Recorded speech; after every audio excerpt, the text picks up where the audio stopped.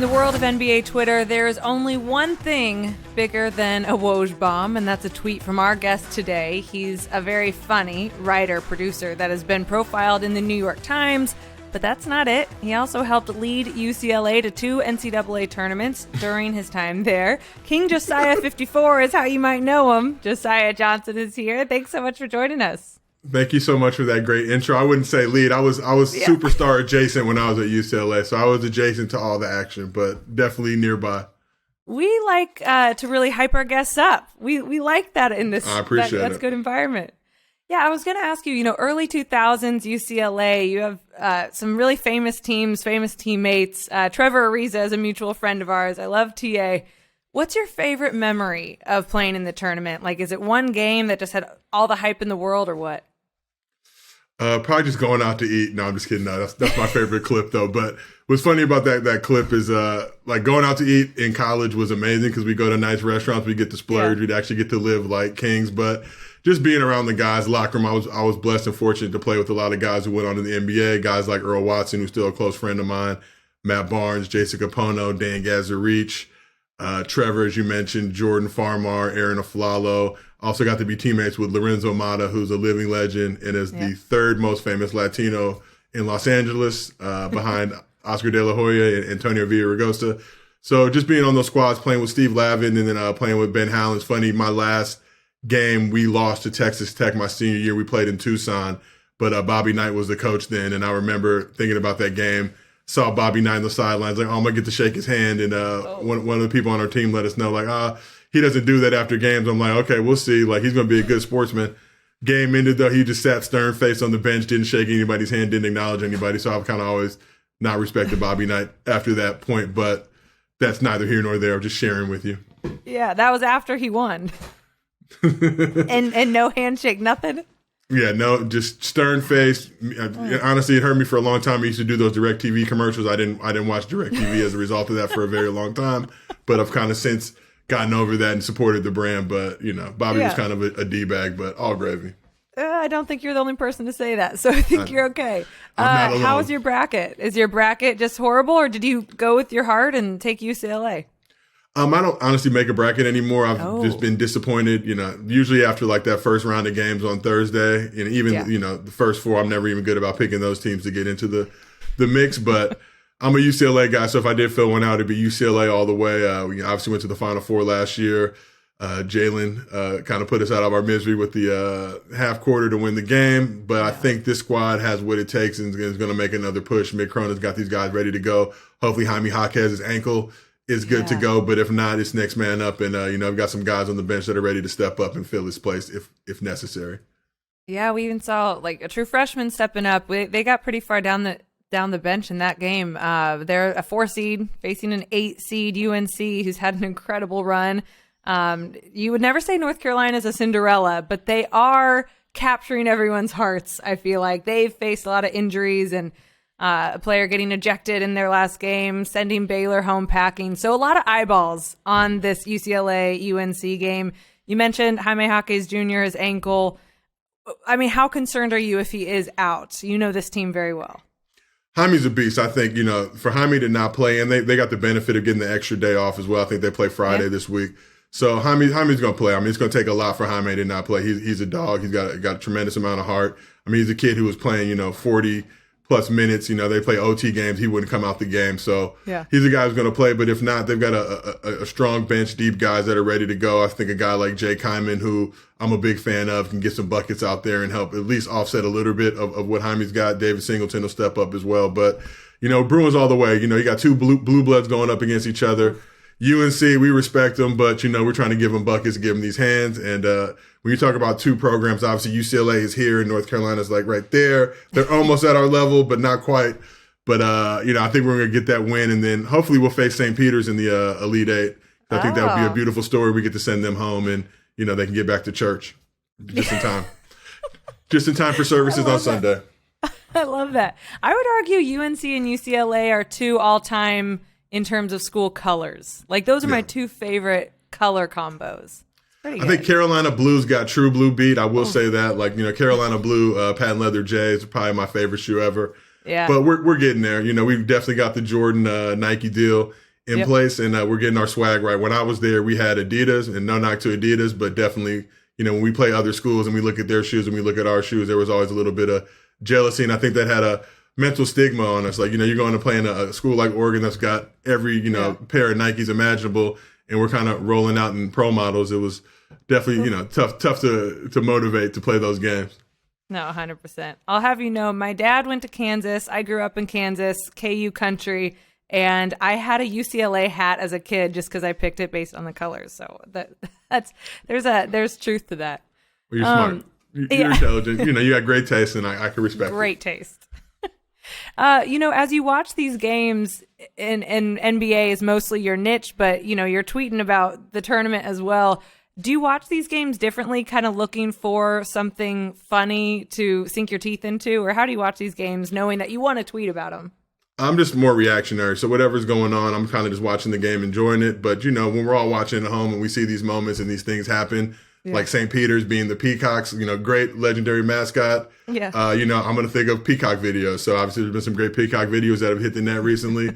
They beat Kentucky. I have it ready to go and just put those things out there. But for me, I just always stay ready. I'm a big fan of Sugar Free, and he always said, if you stay ready, you ain't got to get ready. So I just try to follow his lead and follow that motto as best I can. But I never really go into any game or event or anything like that. Like, I've just got to put this certain piece of content out. More just reacting to what's going on in the world. And when you get a situation like St. Peter's upset, you just it's all hands on deck. You got to really just get that content out as quick as possible, because I know I'm competing with millions of people around the world who've all seen those same moments as well. So just try to be not necessarily first, but try to be best with whatever content that I'm putting out. You have 225,000 followers. Like, that's crazy. You've gone viral so many times, obviously. You've had huge celebrities retweet you, quote tweet you. How do you describe to someone who's not familiar with your account or what you do, how this came to be? Really just a lot of hard work and grind. I think a lot of people, they see the memes and they see the following and they think it's easy work. And like I like to tell people, you got the same internet as me. So if it's as easy as you think it is, go do it. So if they can't, then they need to just show a little bit of respect. But it's just a ton of work. It's a ton of energy, effort put into it, but really just trying to stay consistent and also just trying to bring the humor. I played high school basketball, played college basketball. The thing about those experiences being in the locker room, you're with a bunch of guys and there's just a lot of jokes that are flying. You're doing tour days and practices and games and traveling. There's a lot of fatigue in those situations. So just trying to keep the mood light, trying to keep people's spirits up and just trying to get a joke in here or there. So I've been, blessed and fortunate and successful at it so far. Just going to keep it going. But, when you have people like LeBron James or John Legend or Ava DuVernay, big up in you on social media, that you're trending in the right direction. So I just try to, never drink my own Kool-Aid, never believe the hype, and just show up, every day, treat every day the same. I'm going to work as hard as I can and just put content out that I hope people will enjoy. And so far it's been working. So I don't see a reason to stop now. Yeah, it's been working. How many Coach K tweets do you have ready to go for when Duke loses? Always keep the Coach K clip ready for any moment. And Coach K, nice guy, but, I'm a UCLA guy. So when I hear people saying that Coach K is a better coach than John Wooden, naturally we take offense to that. And naturally we have the jokes ready to go. Obviously Duke lost his last home game against UNC, had to let the clips fly out, but we'll have some stuff ready to go. But also would love to see his squad make a good run this tournament, send them out in the right foot, but definitely not beating UCLA if they cross paths. Yeah. So when I am drafting a tweet, and now I'm coming from it more of like a journalist standpoint, especially if it's like a player injury or some news or something, and I just read it over and over. One, checking I'm not spelling like your and your wrong, because that drives me crazy. There and there. Like I hate a misspell. But also, it's just a sensitive time, and I proofread my own tweets a lot. Do you find yourself tweeting any differently than you did in the past? Like just making sure your tone is always right or that you have all the right information? Yeah, I think definitely being in social media, you always want to make sure to be respectful. Nobody wants to be on the Summer Jam screen or get ratioed or post that thing that, people interpret the wrong way. So I'm just like you. Before I put anything up, I proofread it a number of times. There's nothing worse than putting a tweet out with a typo or a misspelling. But also we live in a world where I think people can fill in the blanks. So a lot of times if I see somebody else who's done that and I know the gist of what they were trying to accomplish in their tweet with the caption, right, I'm still going to hit it and retweet it if it's funny to me. But Yeah, definitely got to check a number of times. Like you said, you have to be sensitive to kind of everything going on in the world. And, right. I aim to offend, but do it in a classy way where even the people that, I'm taking a shot at or joking about, they can read it and get some humor at it as well. So, I put up a couple of tweets after St. Peter's beat Kentucky and even had Kentucky fans like, look, I'm miserable and depressed right now, but this is funny. So I had to go ahead and retweet it and just help people get through those moments. And I like to say I'm an equal opportunity clowner. So it doesn't matter who it is. If UCLA loses, I got to get some UCLA jokes out. That's just kind of how it goes. Don't want to do it, but I react to whatever's going on in the world and the culture. So sometimes, you gotta do things to the people that you love the most and clown them as well. And I expect people to do the same thing to me too when I'm in those situations. I think I read you said somewhere that your followers are in on the joke. It's like you have a niche following of people who not only know NBA culture, basketball culture, but they kind of don't take themselves too seriously. Do you feel like that's accurate? Definitely. I think my style has changed a lot. I used to be a lot more inflammatory, but the problem becomes when you have people like Kevin Durant that start to follow you, and just knowing how KD operates and moves on social, I got to kind of reconsider my approach. So I really like to just tweet in a way that these guys can see it in the locker room, they can laugh about it, and also being sensitive, just kind of mental health situations going on across the world of sports. 100%. So doing things that even if guys are, quote unquote, the butt of the joke, they can look at it, still laugh about it, and kind of move on from it. Never want to do anything in a mean-spirited type of way, always just from a funny, humorous type of way, sometimes satirical. But I also like to keep things, team-centric as opposed to individual players. But if somebody does something funny that warrants a tweet, then I'll definitely have to let it fly. Yeah. Well, you brought up KD. Let's get to the NBA. I know you're a Lakers fan. They've struggled this year. Are you surprised it hasn't worked with Russ and this roster, or were you skeptical from the beginning? I'm a big Westbrook fan. Obviously, he's the UCLA guy. I think, it's tough to see where the season started, all the stuff he's dealt with, but it seems like ever since he's had that interaction with that Toronto fan before the Raptors game, that he's kind of changed a little bit. He's hit another gear. He's starting to play a lot better, play a lot smarter, play a lot more efficient. I know it's only a 3-game, window that we've seen it, but they're 2-1 in their last 3. And I think that this squad still has some noise to make. Obviously, AD's kind of bounced back from that ankle injury. He's looking like he's ramping up. Kendrick Nunn been on the squad all season. We're trying to figure out what exactly is going on because, now it's almost the end of March and he still hasn't played a game. But if this team can play at least one game, at close enough to full strength, I think that they can start to turn the tide. And the way they're positioning themselves right now, they have still the potential to get the AC from the Clippers, depending on how these next 10 or 11 games pan out. And they could set themselves up. They win that first playing game as an 8 seed that they're looking at going up against the Memphis Grizzlies, who are obviously talking a little bit of smack earlier in the season, not being scared of LeBron's footsteps.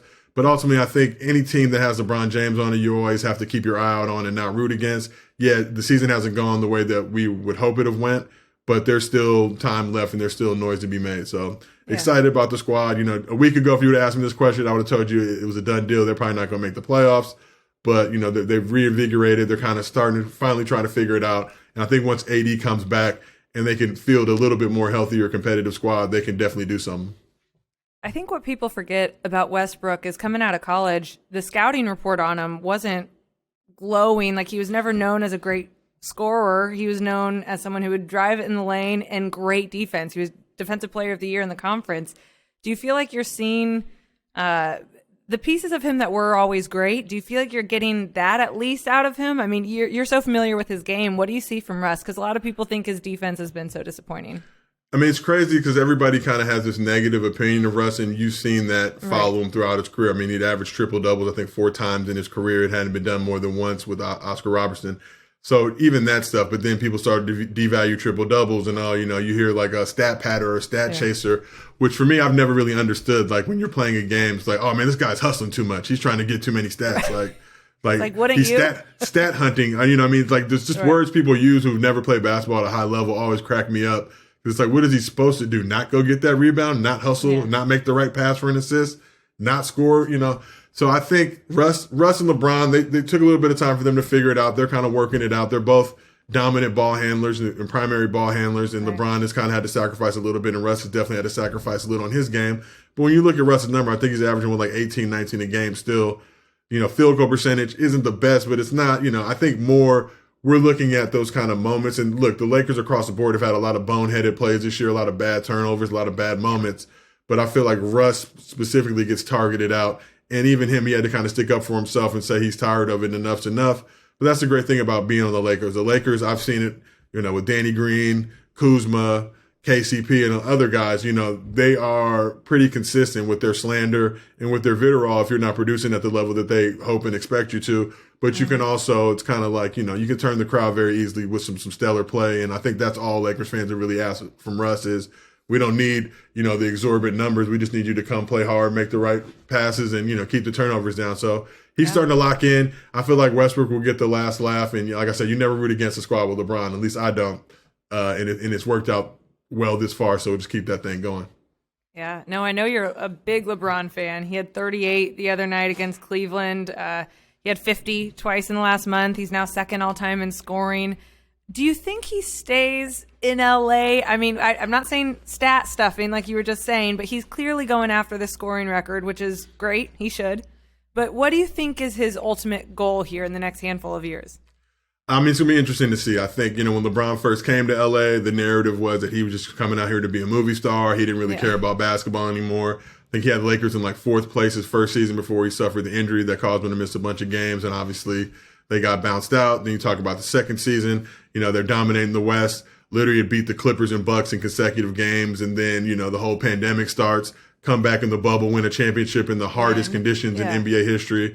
And even that, he gets a LeMickey or LeBubble or whatever. But that's just kind of his game. And then obviously last year, they were in position to beat the Suns in the first round of the playoffs. AD go down with the injury, kind of the rest is history. So LeBron has always kind of had that winning spirit, competitive spirit. It's crazy for me to see people, and it's tough too because I was expecting LeBron hopefully to play, 50 games this season max. And the stuff he's been doing is just showing, he loves the game. I also feels like, he's trying to go for the scoring title, but he also knows he has a finite number of games left. And when you start to see the end and that light at the end of the tunnel, it's like, maybe I'm not going to take this game off. I'm going to keep going just 'cause I don't know how many more of these games I got left. And I think LeBron's the type of guy, if he could go 22, 23 seasons if he wants to, but there also is going to come a point too where Father Time's going to come creeping at that door. And so far we've been able to avoid it. But to see the stuff he's been doing this season, leading the league in scoring at various points, I think he's like a percentage point right now or whatever it is ahead of Embiid or whatever it is for scoring leader. But just to see what he's doing in this game at 37 years old, year 19, with all those miles and all those minutes on his body. But you're also talking about a guy who's going to break Kareem's record 100 to 150 games earlier than Kareem did it. So for everybody who says he doesn't have that dog in him, he's not a scorer, he doesn't have that killer mentality. I mean, he sure does get a lot of buckets and play hard. And only guy with, 30K, 10K rebounds and 10K assists. He's just a team basketball player. So for me, it's been great to see it. And that's kind of, as being in my LeBron fandom, I've been rocking with him since he came into the league. 4 MVPs, 4 championships, 4 finals MVPs. He's playing with house money right now, but ultimately at the end of the day, he's super competitive. And he's not just going to go out, he's not going to go out like a loser. He's going to do what's necessary to help elevate his team to the highest level. Very Tom Brady on brand. He's not going out a loser. He's going to give it another shot. Unfinished business. Brady got 7 rings. Business been finished, Tom. You're just playing with house money now. But all great. I respect it. Go on vacation. Enjoy vacation. Okay, a team I wanted to ask you about, the Timberwolves. They've been rolling since All-Star break, 8-2 in their last 10, best record in that span, and they're a half game behind Denver for the 6th seed, keeping them out of the play-in, which would be huge. What about this team intrigues you, or are you not buying in on them yet? Now, I'm a big T-Wolves fan. I think when you look at that squad, I'm a big Anthony Edwards guy. For me, he's just, I've seen people compare him to Jordan. Yeah. I think he's got a lot of room and a lot of room to grow to get there. But the kid's a dog, man. I mean, he loves dunking on people, loves playing hard. Team's also taking on the identity of Pat Bev. Whether you love or hate Pat Bev, just knowing his story, know how hard he worked to get to the league and that grit and that grind that he plays with. Yeah, for me, it's tough when I see him, patting LeBron on the butt and getting in his face and overclapping and kind of some of the hysterics. And, Westbrook's obviously been super anti him. There's certain things about his game that I definitely don't like, but there's a ton about it that I do love as well. And Karl Anthony Towns, I think, what he's been able to do, obviously the 60-point game he dropped recently, but just his ability now to kind of lock in. This is a squad that I feel like, a lot of people didn't respect coming into the season, but they're playing at a high level. And also for them, I would hate to see them get in a situation, playing as well as they played so far this season, where now they get in the playing game and don't make the playoffs. I think that would kind of defeat the whole purpose of this playing game and the situation. I think they've got like a 7 or 8 game lead on their next closest, team in that regard. But yeah, they've got a great squad, great makeup. And look, Minnesota's cold, and the weather is definitely not somewhere I would want to live. But got to give them a ton of love and respect going into it. And yeah, if they can squeak that 6th seed out and actually make the playoffs, I think it would do a lot for that team and just their confidence from this point and going forward. Yeah. Hey, Minnesota's not that bad, The Midwest isn't horrible. It's not terrible. Believe me, I got some friends in Minnesota. Like, I would probably never go out there in the wintertime, but summer, you can catch me out there maybe, turning up. No, my husband was teammates with Patrick in Houston and with the Clippers, and they were fast friends, but he just always said he's a different animal. Like, he's, so much energy all the time, always just like kind of junkyard dog mentality. So I'm kind of a lifer Pat Bev fan, so I love watching him. Yeah, for sure. I rock with Pat Bev. Like, like I said, there's certain things he's done in his career that I'm not necessarily a fan of, but I think overall, hearing his story, the underdog story, knowing he averaged like 38 in high school and just the road he took to get to the league, you see why he plays with that chip on his shoulder. But he's a guy who truly appreciates the opportunity that he has to play in the NBA. So never root against guys like that. No. So the Brooklyn Nets, they're such an interesting team this year. And a lot of that has to do with we haven't really seen them fully healthy or fully playing. We're still waiting on Ben Simmons. Kyrie can't play at home. He's only played in 3 of the last 11, but he's been awesome. Those 3 games include a 50-piece and a 60-point game. What do you make of this team and how far they can go in the East, or do you not want to judge until you really see them? Really depends on what happens with the vaccine mandates. If Kyrie's able to start playing home games, which it feels like that thing could turn at any point. But this squad, they were tough. They were top of the league. They kind of fell in some tough times. The whole situation with Harden and that big 3, Harden wanting out. Mm-hmm. Ben Simmons coming in. It's crazy to me that Ben has kind of been chilling all season. Trade happens, and now he's ramping up, and now, he's got, herniated discs or whatever, needing epidurals and all that type of stuff. But even if they're not able to have been this season, adding a guy like Seth Curry onto that roster is going to be great. And again, KD's a guy that can overcome a lot of things. I mean, coming off the Achilles injury, it's like he got better at basketball, which is a wild thing because back in the day, that injury was a career killer. And to see the way he's elevated his game and the level he's playing at, and Kyrie as well. When Kyrie's locked in and motivated and ready to get buckets, I'm not going to root against that squad, but it's interesting to see and crazy how it's going to pan out if they don't finish top 4 in the East would actually be more beneficial to them because now that's more road games, that's more opportunities for Kai to play. Yeah. So that's a squad. If I'm in the East and I get the Nets in the first round, I'm just like, why does God hate me? Why do the basketball guys want to torment me? But that's a team you could definitely see rolling through and get into the finals. And I think obviously I'd love a Lakers Nets. That'd be the dream final. But seeing a Warriors Nets final as well, I think would be super intriguing. And having those squads, not to say there's bad blood between them all, but obviously KD playing with the Warriors and now going to the Nets. Kyrie and Steph's whole situation, them going at each other for numerous NBA finals. This would be a great way to cap off this season. Oh, 100%. So 2 players on that Nets team have, bigger world issues that are attached to their name. Ben Simmons with mental health and then Kyrie with the vaccine. And as I'm just thinking about what we were talking about with tweeting and how you want to be sensitive and you want to, stand your ground and have a stance and stuff. Where do you draw the line with that? Like, if not in terms of poking fun so much, like you said, or being mean-spirited or taking a very political stance with your opinion on if Kyrie should be able to play at home or not. Like, where do you draw the line? For me, I always try to just, whether it's satirical or whatever, just try to do things in good taste. I'm not going to sit here and pretend like I was a fan of Kyrie's stance.